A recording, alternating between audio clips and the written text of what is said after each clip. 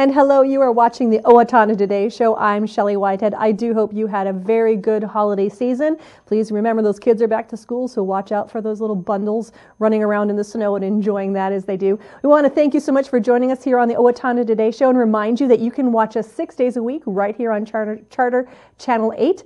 Also, if you can't catch us at those times, please check us out on YouTube or Blip TV. We're also on Facebook, and once you like us, you can get that posted to your page every day that we are posting a new one.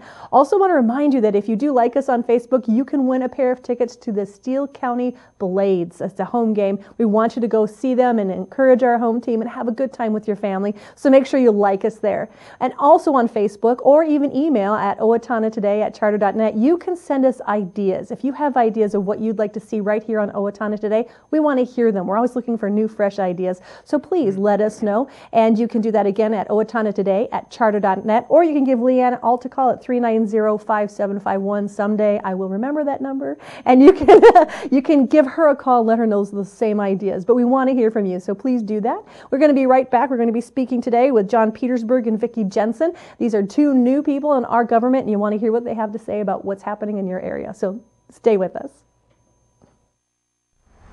I'm Dan Branstead of Carlson Branstead and Company, Certified Public Accountants. We support the Owatonna Today Show.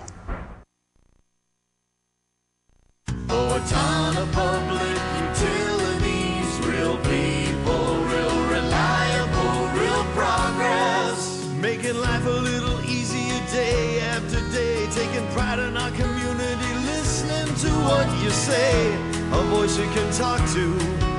We're growing with you in mind in everything we do.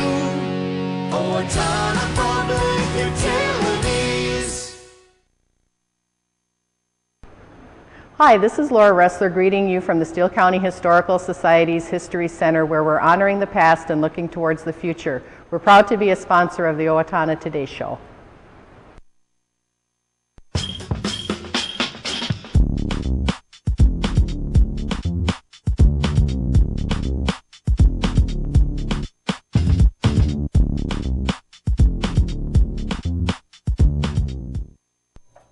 And we're back with the Owatonna Today Show. I have with me John Petersburg, State Representative John Petersburg, soon to be.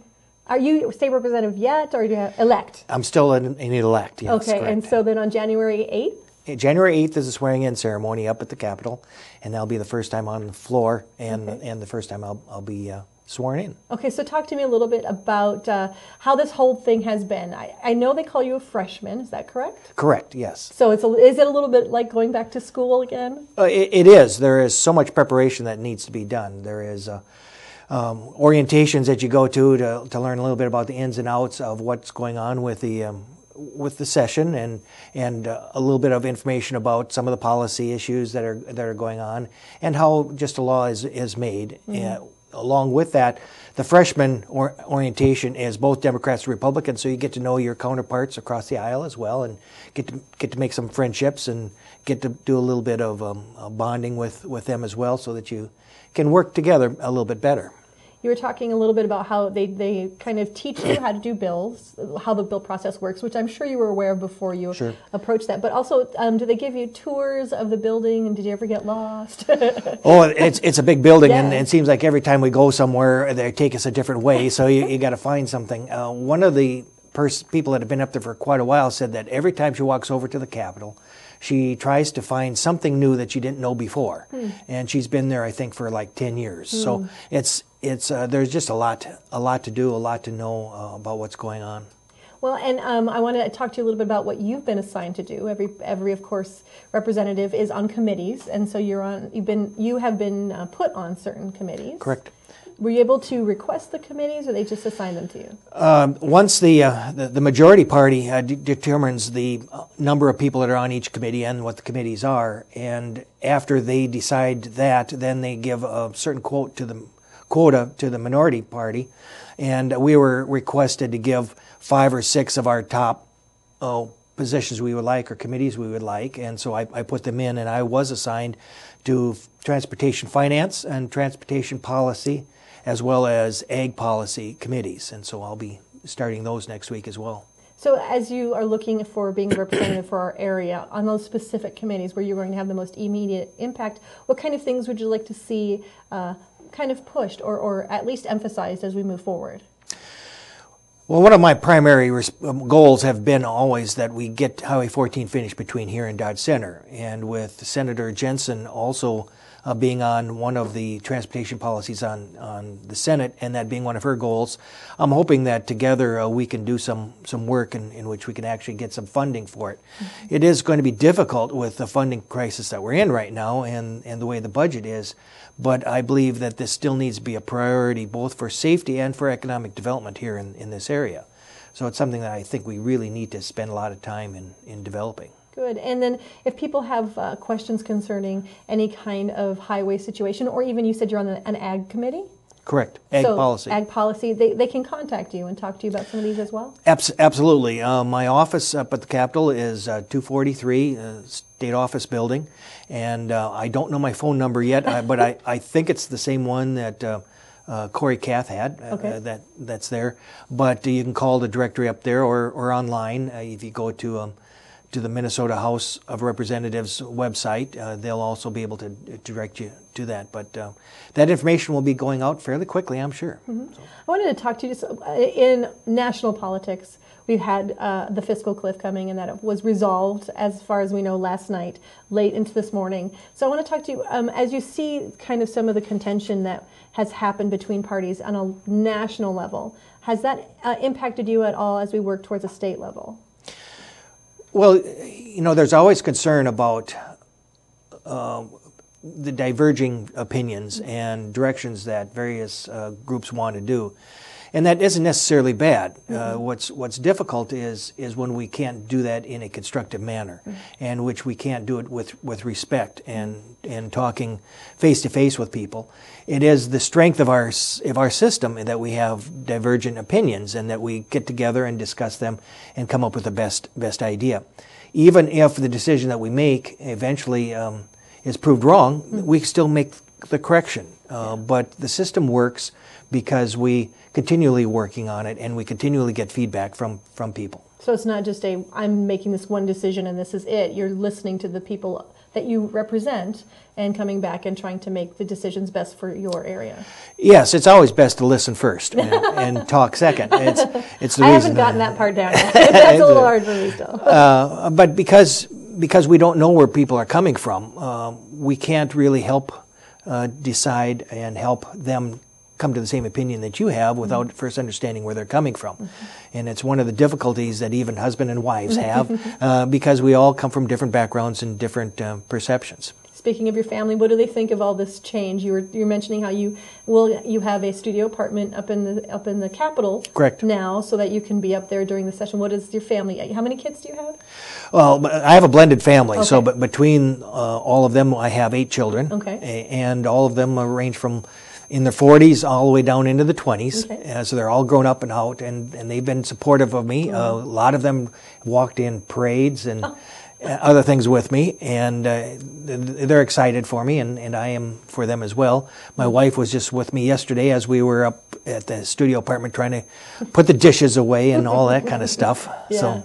Do they have a whole an area for those new representatives who are coming in that they can choose from, or did you have to kind of find your own apartment? How did that work? Kind of find your own apartment, okay. But then you can talk to other people, and there's a lot of them at apartment complex not too far away, about a mile away from the Capitol, okay. which isn't too bad. No. And so you carpool. Yep, you could, and certainly there's a stipend to cover most of those expenses. So at least that helps. What do you think is going to be the biggest thing for you to get used to as you transition into this new position? Well, I think just the differences between, I've been in church for 15 years, and this is just going to be something different. Mm-hmm. The biggest challenge will be just getting to know everybody that's there. The hours, I'm fairly comfortable with those. I work long hours at church as well, and committee meetings and all that stuff is very common at church. So that's going to be fairly similar, but meeting everybody and trying to remember all their names, finding my way around, that's going to be the toughest. Will there be a lot of name tags those first few weeks, hopefully? Probably not, but we'll see. That's kind of up for us to remember. Well, and I wanted to ask you, one of the things that surprised you most as you're starting to, you having the orientation and the different things, what's one of the things that surprised you the most? Well, how quickly it came, for one. It's really coming up pretty fast with Christmas and New Year's, as well as trying to just get everything arranged with housing and find out where my office is and getting to know my legislative assistant. We weren't even assigned that until about 2 weeks ago, so it's very tough learning all of that information. Okay. Well, when you look forward, you talked a little bit about working towards Highway 14 improvement, getting that. On the agricultural side of things, what are some ideas that maybe you've talked to some of your constituents about that you'd like to see work towards in this area and legislation?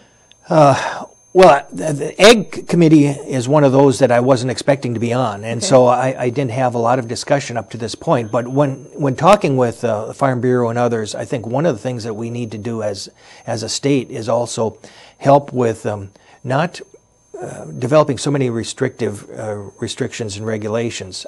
It's important that we understand that farmers are also doing the best that they can for their land, and they're not going to be destroying it any more than they need to.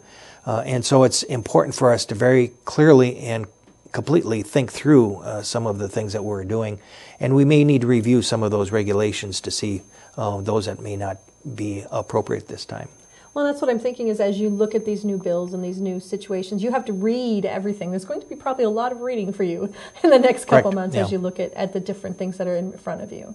Yes, there certainly will be. And there, of course, are always they don't call themselves lobbyists. They call them political action representatives. But they also have a lot of insight in which they can give, and it makes a difference on who you can trust and who you can't. And so there'll be a lot of learning of that too as well. Along with the names, yes. And there are a lot of people here in our local area that I know that I can contact as well. Oh, that's really good. I just want to say congratulations. Well, thank you. It's going to be official in just a few days, and that's really exciting. And good luck as you represent our area. I can see that you have the area's interest at heart, and we really appreciate that, and we look forward to. Again, if you are interested, you can always contact him at his legislative office. He'd be glad to meet you there. And again, it was a pleasure meeting you. Well, thank you. Seeing you again. Thank you. It's a real honor to be here, and it's a real honor to represent this area up at the state capitol. Thank you so much. Yep, thank you. We'll be right back on the Owatonna Today Show. Hello, I'm Sean McNulty. And I'm Deb Gillard with Brookdale Senior Living, Sterling House, and Clarebridge of Owatonna. And we are a proud sponsor of the Owatonna Today Show. Hi, Ann Plaskonko here from Senior Place. Senior Place has new hours. Mondays and Fridays we're open 8 a.m. to 4 p.m. Tuesdays, Wednesdays, and Thursdays from 8 a.m. to 8 p.m. Participate in Zumba Gold, Bike Club, table tennis, computer classes, speakers, and much more. Don't forget the Senior Place Partnership Program with 39 businesses giving discounts and incentives with your Senior Place membership card. Membership is only $35 for the year, which comes to just $3 a month to be a member. Consider joining us today. Hello, my name is Shannon Cliff. I'm the Patient Services Manager at Mayo Clinic Health System in Owatonna. I'd like to talk with you about our same-day clinic. Starting at 7 o'clock, you can call into the clinic where we will look for an appointment with your primary care provider. The second option, we would look to our same-day clinic to book an appointment. The third option would then be to have you walk into our facility to be seen. If you have any questions regarding same-day appointments, we'd be happy to answer them. Please call 451-1120. Do you know how to safely dispose of your expired or unused prescription and non-prescription medications? Not by flushing them down the toilet or putting them in the garbage. Doing so pollutes our rivers, streams, and drinking water supply. Take it to the box instead for safe, secure disposal.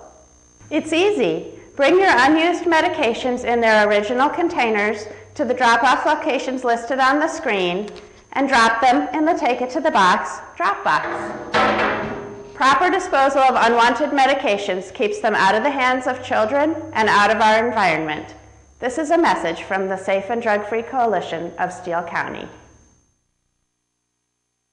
Hi, I'm Glenn Mager. And I'm Tim Thomas of the Brick Mager Funeral Home, and we're proud to serve the Medford and Owatonna areas with cremation and traditional funeral services. And we're proud to be a part of the Owatonna Today Show.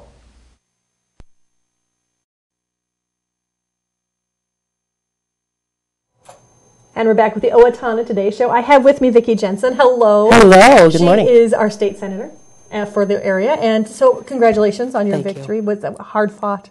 A lot of battles. It was grueling. Was it? Yeah. But it was very rewarding as well. A lot of pie. I don't know. I did a lot of walking and a lot of talking. A lot of talking. Yes. So after you won, did you just kind of stay silent for a little while just to kind of give yourself a break? Actually, no. No.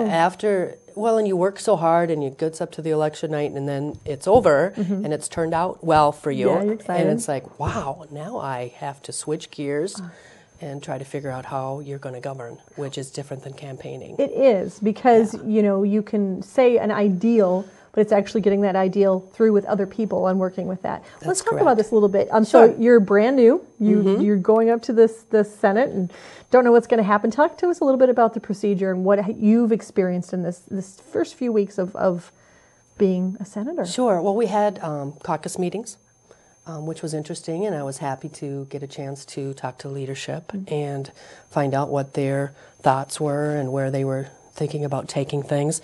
A lot of talk about collaboration and cooperation, and I was very excited to hear that. And then after that, there's a lot of logistical things that have to happen between once you're elected and actually starting in session. So all offices had to be changed and rearranged. It felt a little bit like going to college. Yeah. I'm in the freshman class. Did you get to paint your room? No painting. Okay. They suggested lots of artwork. Posters. You have posters. Yeah. So there's that, and then you get staff arranged. All those things, a floor on the seat, which everything seems to be in place now, so I'm excited to So you know get where started. you're going to be sitting. Yes, I have an office and where I'm sitting on the floor, and I have staff, so it's going along well. So what's interesting, though, is you have not yet been sworn in. That's correct, not until the 8th. And tell me what your feelings about that, about approaching that time when you swear your, I guess, allegiance to the state of Minnesota. I'm not even really sure. Right. Well, it's an interesting time frame, like I said, from election to once I get sworn in. But I've spent the last month really talking with different groups, especially once the committee assignments came out. There were a lot of people that were interested in letting me know, and I took the opportunity to make that time frame as valuable as possible, to get as much information as possible. I might not have that time. I'm pretty sure I won't have that time. Yeah. Once session gets started, it's going to be a busy session. Okay, because a lot of things coming up. We talked just recently, we had, of course, the fiscal cliff. That's correct. Situation happen here nationally. In fact, last night that vote was taken, and it was, some things were passed, and there's so much contention. And you talked a little bit about trying to work together. Tell me about how you're approaching this new year and what hopes you have in working with everyone that you meet. Well, I guess my goal is to take the policy part of it and make that more a priority than the personal things that I think can come up. Personal feelings about certain agendas. I think it's very, very important to understand that there are a lot of emotions that go along with all these policies. You're affecting people. You're affecting people. So as a legislator, I have to be able to take that policy and understand how it's going to affect those people. And if it's something that we want or something that we have to do, I mean, that's what we saw with the fiscal cliff. And what we saw actually in the state when they went to the shutdown. It's really hard when you have to make cuts to actually make those cuts. So you keep passing it on, which they did in the fiscal cliff too. They have 3 things that we're going to be facing. But at least I didn't hear a lot about the impact to the states other than when we had the budget forecast come out that said that if they don't do something with the fiscal cliff, that it could impact us almost 4% of our GDP and put us into a recession. So I think with the action that they took now, at least we can think about that part. And as a state legislator, understanding that impact to our state was very important. And I think that's sometimes maybe we forget that we have to keep the national inside as well, but not Right. let it be the center of the debate and the concepts Right. that you have, because you have to Yeah. work on the state first. But still know that that does impact what's going on with Exactly. what decisions you make. That's correct. Yeah. So let's talk about a little bit about some of the things you found surprising. Sure. As you, because did you get lost yet? Or have you been okay? Well, the first thing I did is ask for a map of with the room numbers, and they don't really have that. I mean, they have, well, they do in certain areas. Okay. So I asked for that. I spent time just walking around. It's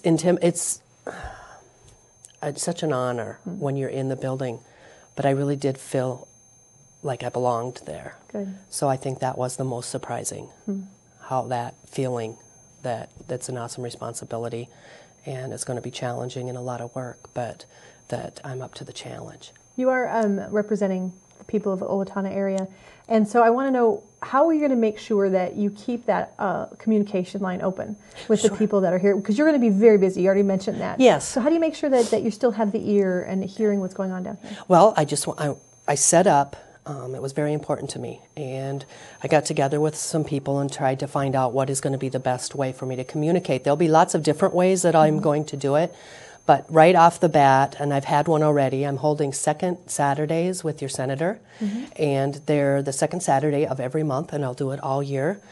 From 8 until 9, I'm out to lunch in Waseca. And from 10 to 11, I'm at the kitchen in Owatonna. And then from 1 to 2, I am at the coffee shop in Faribault. So if you have an opportunity that you want to communicate with me or have an issue or a question, it's just so important for me to be accessible and available. So even a lot of people don't show up. Well, that's not the point. No. It's really not the point. I'm trying to make myself available. When you get a good cup of coffee. That's right. So if it's just two of us sitting there having a coffee and discussing something that's important to that constituent, I'm going to make that time available. Just so people will know. And the consistency of that will help, because then Right. they may not come at the beginning, but there may be an issue that comes out. Sure, during session Yes. especially. Yeah. There'll be time. So talk to me about your family. How have they been? How's the change been for them? And Well, it's been so fast, and plus you have the holidays in there. So it's been nice to have family around during the holidays to talk to them. And my husband's doing just great. He's so excited for me. He helped so hard with the campaign, and he's just been doing wonderful. And then there's Benjamin, who's a third grader. And I think that's what, you have concerns about that when you spend time away from the kids.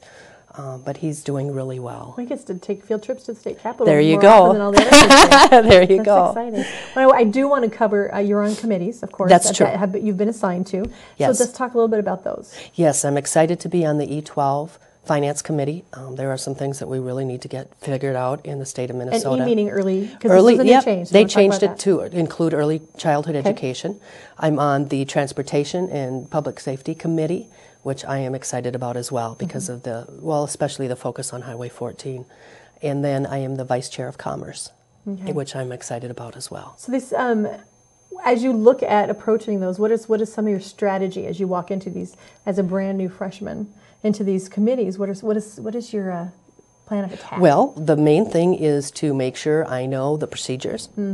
I think that that's vitally important as a legislator, that you take the time to educate yourself on how the procedures in the meetings work, so you can be as effective as possible during those meetings, and then to do my homework, which is what I've done on the school board, for instance. I mean, that was why I was able to get some things accomplished, is if you make sure you're studying and understanding how things are working and what there is there. So that's my plan of attack. I especially for Highway 14, this will be something that I will work on extensively. Yeah, we've got one section left. Well, and then it's not just to get a true east-west corridor. Yeah. We're going to have to finish the one to New Ulm as well. Yep. So we need to get that done too. Okay, good. So what are you most excited about as the session starts? In just a few days, you're going to be sworn in. What are you most excited about? I'm most excited to be up at the Capitol and actually start to work on an issue and see if I can move it forward. Yeah. get your name on something and make a change, That's correct. make a difference. Yes. Well, if people want to get a hold of you, how can they do that? Well, the best way is through my email address, which I can't tell you right now. But if you go out to the Minnesota Senate website, I have a page out there. Okay. And that has my email. It has everything that you would need to get in touch with me. Well, we'll have you back, and then that would be great. Your email address by then. I think so. Thank you so much, You bet. Vicki. We Okay. appreciate your time. Thank you. And we'll be back with the Owatonna Today Show. Hi, I'm Amy Martinez. And I'm Adam Martinez, owners of Snap Fitness in Owatonna. Snap Fitness is a fast, convenient, and affordable fitness center, and we're proud supporters of the Owatonna Today Show. The Owatonna Care Center is excited to announce our new partnership with Dr. Middle and Dr. Wilcox of Long-Term Care Professionals. This partnership ensures that residents can be seen right here at the Owatonna Care Center when needed. With the special on-site care long-term care professionals will be delivering to our facility, our goal is to decrease hospital visits and ensure special one-on-one care for each resident. Long-term care professionals and the Owatonna Care Center are dedicated to improving the clinical management for our residents, ensuring that they receive the highest quality of care. Hi, this is Barry Gillespie, president of ERA Gillespie Real Estate, where our pledge is to save you money, save you time, and simplify your life. And we're proud supporters of the Owatonna Today Show. And it's time for a few community announcements. The Steele County Historical Society announces January History Detectives and Time Travelers program. This is our children's programming. That's Thursday, January 3rd at 6:30 at the History Center in Owatonna. And it's for preschool-age children. It's going to meet at 10:15 at the Exhibit Hall of the History Center. They're going to talk about hats. Kids love to play with hats, love to put on different hats, pretend they're different people. And so now children get to experience hats from early pioneer hats and travel through time to the hats that we wear even today and how they're being used in both personal and professional use. For example, Abraham Lincoln had that very historic tall hat. Did you know he kept his papers in it? That's right. His speeches were right in that hat. Very useful thing. So that's the kind of things that preschoolers are going to learn. And then the time travelers are children's and kindergarten through 6th. And they're going to spend time with a family from the 1940s that is experiencing life as the Minnesotans would have during World War II. Rationing and all the different things that they had going on. And there's going to be some interpretive actors there. So it's going to be a great opportunity. This again is Thursday, January 3rd at 10:15 at the History Center in Owatonna. And this happens the first Thursday of every month. So if you can't make it this month, make sure you check out the Steele County Historical Society and find out what they have coming up the next month. It's a lot of fun. You can contact the Steele County Historical Society at 451-1420 and find out what they have. There is an autism spectrum disorder parent support group, and this is such an important thing that parents can get together and talk about some of the challenges that they have in their life with the children with autism, and that's every 4th Tuesday. That's coming up on January 22nd. It is from 6 to 7:30 at the Associated Church. That's at 800 Havana Road in Owatonna. And if you know anyone who does have a child with autism, please encourage them to join this. Even if it's just to share some of the experiences that they've had, maybe can help another person. It's just a great way to connect with people and get the help that you might not even know you need. So that again is this January 22nd from 6 to 7:30 at the Associated Church. Do know that there will be childcare available on site.